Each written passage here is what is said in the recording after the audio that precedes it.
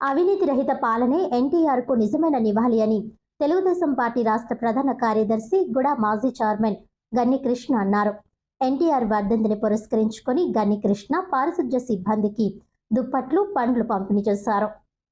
తెలుగు జాతి ఖ్యాతిని ప్రపంచ నలుమూలలా చాటి చెప్పిన మహనీయుడు అన్న నందమూరి తారక రామారావు అని, ఆయన ఆశయ సాధనలో భాగంగా అవినీతి రహిత పాలన అందించడమే ఆయనకు నిజమైన ఘన నివాళి అవుతుందని తెలుగుదేశం పార్టీ రాష్ట్ర ప్రధాన కార్యదర్శి గన్ని కృష్ణ అన్నారు.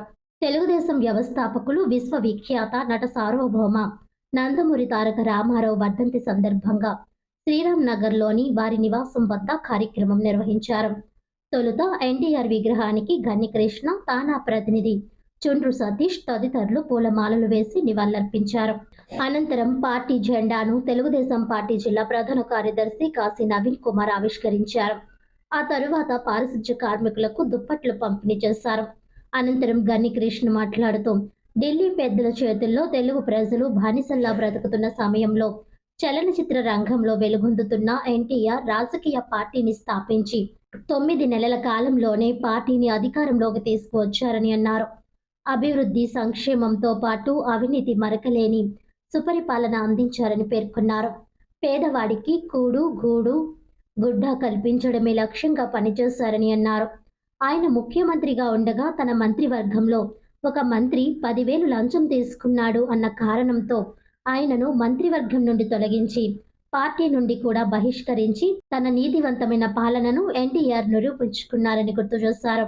ఈ కార్యక్రమంలో పందిరి మహదేవుడు సత్రం చైర్మన్ రెడ్డి మనీశ్వరరావు, తెలుగుదేశం పార్టీ నాయకులు Gangina Hanumantharao, Nimmalapudi Govind, Gorrela Ramana, Kantipudi Srinivas, Jakkampudi Arjun, Koyyana Kumari, Aryapuram urban bank director M Srinivas, Marukurthi Ravi Yadav, పలువురు మాజీ కార్పొరేటర్లు తదితరులు పాల్గొన్నారు.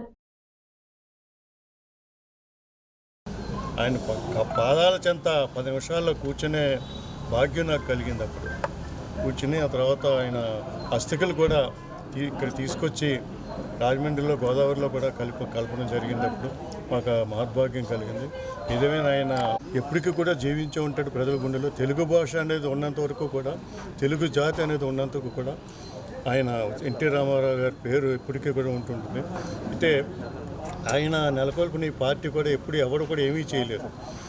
అది అటువంటి పార్టీని, గొప్ప విషయాల్ని, గొప్ప పార్టీని ఆయన తీసుకొచ్చి ఆయన గొప్ప నాయకుడిగా, ఆయన అటు సినిమాల్లోనే కాకుండా ఇటు రాజకీయంలో కూడా తనదైన ఒరవడి సృష్టించి, అటు అప్పట్లో ఇందిరాగాంధీ అంటే అందరూ కూడా భయపడే రోజుల్లో ఎదిరించి కాంగ్రెస్ పార్టీని, ఇందిరాగాంధీని ఎదిరించి ఢిల్లీ నడివీధిలో సింహంలా గర్జించాడు. ఆయన తెలుగు జాతి ఆత్మగౌరవం కోసం చివరికంటా కూడా పోరాడాడు.